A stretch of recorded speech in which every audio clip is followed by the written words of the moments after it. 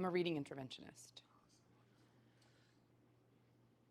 Why do you champion social emotional learning? For me, I champion social emotional learning because I feel like middle school students are emotional creatures, and if they are not emotionally supported, then they can't access their learning. So for me, it's impossible to do one without the other. What does social emotional look like in your classroom and when you're doing reading interventions?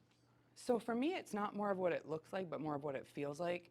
For me, I want my classroom to feel like a safe space for my students. We kind of create a community for each class. I have 6 classes a day. Every class is different. We have all 3 grades. So it's really important for me that they feel like it's a place where they're supported and challenged, but in a place where we all hold each other accountable. What is it like to bring out social emotional learning skills while teaching reading? So that is the challenge. So my students are in my class for an extra reading class a day, which is not always the best part of their day. So we do a lot of things where we always greet each other when they first come in. We have a talking piece, we have a question of the day, and it's really fostered a sense of community within the class.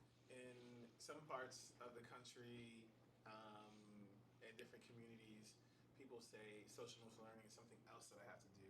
They say that we don't have time to do social emotional learning. What would you say to people who are saying bringing that type of energy to social emotional learning? Well, I think it's more of a cop-out. I think the biggest thing that you can do as an educator is to model SEL, and that doesn't take any extra time.